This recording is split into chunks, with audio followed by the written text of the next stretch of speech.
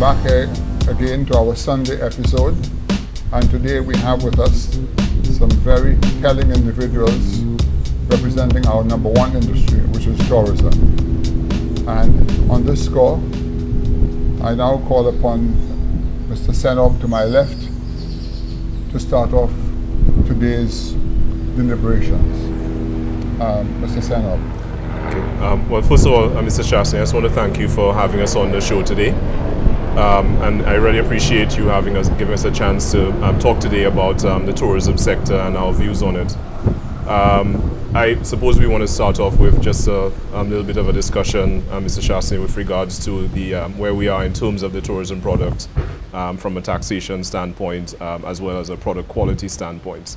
I'm not sure how you want to separate it. I can certainly speak on all of these. Well, I think I would like you to highlight on the taxation side of it, how right. it affects the hotels. Absolutely, no problem.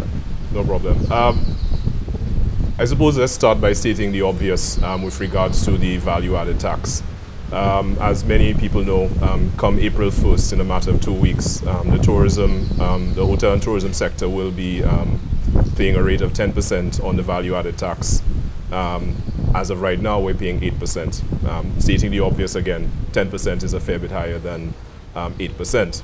However, we also have to remember that in the Prime Minister's budget address last year, he had indicated that the rate would be 9.5% on accommodation and 15% on food and beverage and other services.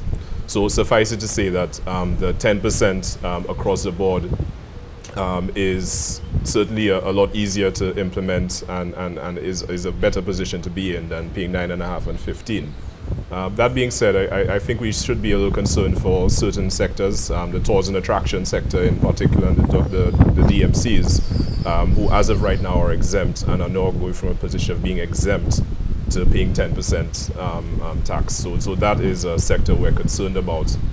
But I think in regards to where we are in terms of taxation in the sector, I think it's very, very important that we be very careful how we analyze, I suppose, and assess the impact of the sector in terms of the contribution that's made by VAT.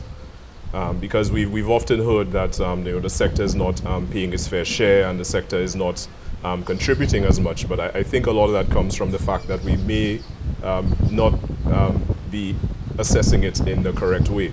The question that has to be asked is not how much are we paying in VAT per se and how much is going into the coffers directly, but you have to look at the indirect impact. The VAT that is being collected from so many other sectors, from the retail, from the wholesale, from the communication sector, is directly related to the tourism sector, who are the largest consumers and contributors for a lot of these sectors. So the question has to be asked is, if there was no tourism sector in St. Lucia, how much VAT revenue would be collected? And I think it would not be a stretch to say that at least 50 to 60% of the revenue that is collected for VAT and taxation in general from the government is as a direct result of the tourism sector, its employees, as well as our guests. You know, you're so right, because, you know, for 30 years during our agricultural sector, the farmers got a number of concessions, and we saw the results of it. Today, the tourism industry is getting the concessions, and many people just feel that hotels are being pampered without realizing that the hotel industry are the movers and shakers of foreign exchange. And the concessions being given, you are seeing the results, okay? Today, even though the banana industry got its concessions, with what is happening outside the country, they got affected. We are no different in the tourism industry because we're being affected by outside forces. And the fact that we can still maintain it shows that we are in fact doing a good job, and that the concessions which government are given are being well handled by us, because we're getting the concessions, but they're getting the results. So your point is taken. Absolutely, and I think we are seeing the results in a number of ways. Obviously, we've seen a record number of arrivals, which, as you know, does not always translate into revenue. It depends on island spend, because you know people are very careful how they spend their monies when they're here, and it depends on the rate that you're getting, which is lower than it's been in some time.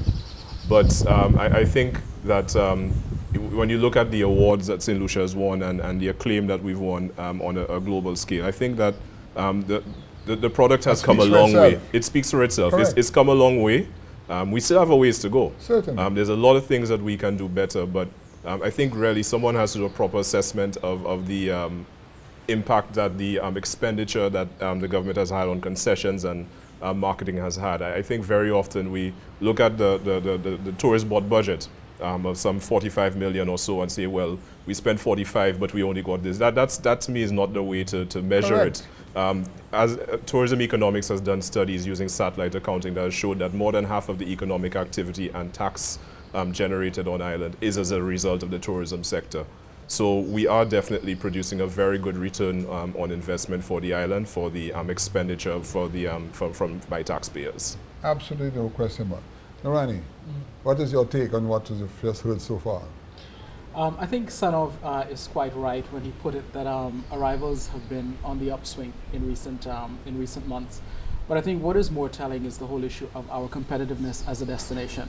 We have to be very mindful of that. We are no longer competing with a select few islands in the Caribbean. It is a global issue for us right now. And as we continue to impose taxes and increase the burden of the cost of doing business to our hoteliers or to the tourism industry, it certainly has a very negative impact on our competitiveness abroad as it relates quite simply to the price at which you're selling your rooms. In addition to that, the other issue is that of profitability of the enterprises within the industry. Yes, we are seeing an increase in arrivals, but much of that has been coming as a result of significant discounting that a number of the properties have had to put on the international markets, and we have to be very mindful of these issues. As guests come here, we also have to be careful of the whole issue. We have to be very mindful of the whole issue of our service standards and our product development. We have seen over the past few years that the industry has had to really tighten its belt in order to deal with a lot of the global economic challenges.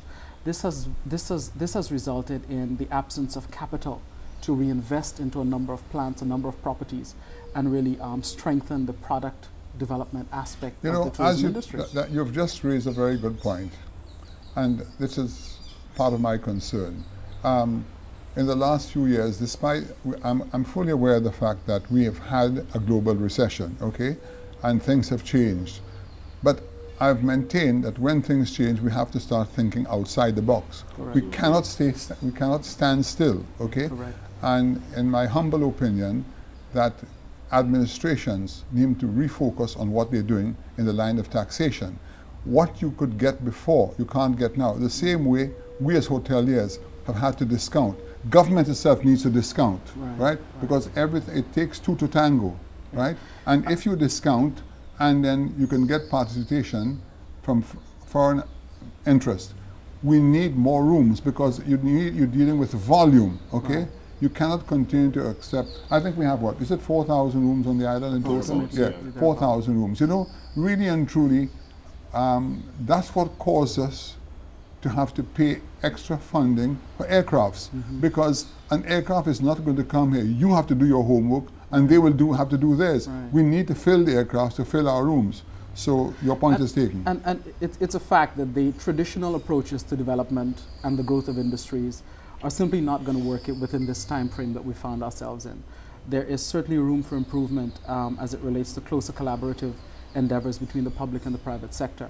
We need to really pay more attention to research and analysis so that the data that emerge as a result of these studies can better inform stronger alliances to fix the economic challenges we found ourselves in. Tell me something. How long have you been at the Tourist Board? I have been with the Hotel and Tourism Association since 2009. 2009. And so that's roughly 4 years now. During that period, would you say that you've seen an improvement in the caliber of person who work at the hotels? Because you know, what people don't understand, a hotel employs a wide range of people. You're talking of plumbers, carpenters, masons, technicians, accountants, correct, architects, everybody. What have we seen? The tourism industry employs persons in every single occupation. That's right. Absolutely. There are opportunities for healthcare providers. there are opportunities for landscapers. Correct. There are opportunities for persons who are involved with environmental preservation and sustainability, and those involved with architecture and arts. Yeah, there's scope and there's room for everyone. Yeah. For everyone. It is a consumption engine, you know, because without it, consumption levels are seriously going to fall. Yeah, because you've got not only the expansion of your market size as a result of guests coming onto the island, but as you employ more persons, they too are able to go to their families and consume within their communities at that level as well. Yeah, but what I would over like the past 2 years, we have certainly seen an improvement to the quality of persons. We've also seen a lot of St. Lucians climbing to the higher levels within the industries as well. And we're very, very proud to see that transition of skills and competencies taking place. That's it. Because, you know, when you look at it, there are very few expats working in the hotel industry in St. Lucia now.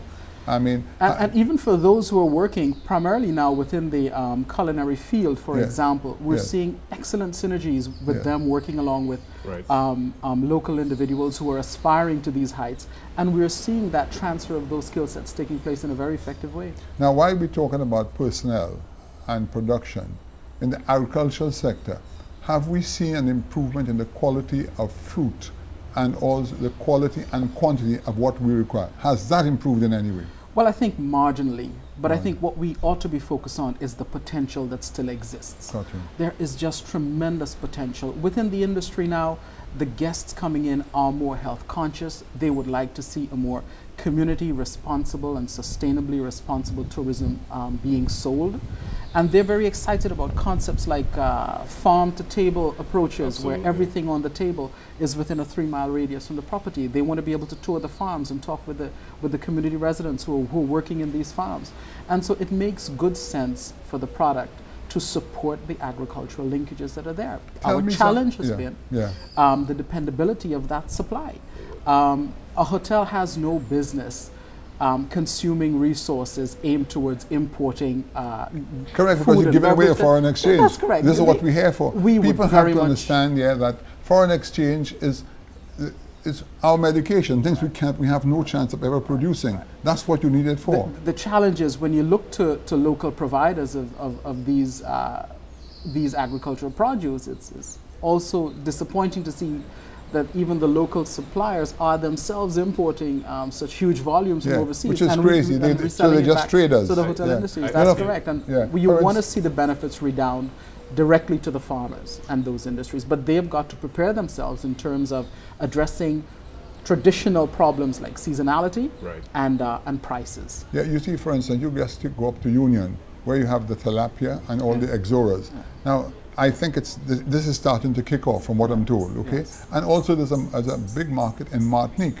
Now, recently, I've noticed a lot of people coming from the French islands, a lot. What is the reason for that? Well, I think traditionally we have enjoyed a very good relationship with the French islands. People they can identify with our culture, they can identify with our language, and for many of them, they feel very comfortable within our environment. What we have got to do is strengthen their accessibility to our islands. For many of them who look for discounts to come to St. Lucia via the ferries, the experience at our ports of entry for many of them is described as just very horrible. It spends more time clearing immigration than the travel itself. We have to take a break for our commercial, and this is the completion of our first segment. We'll be back.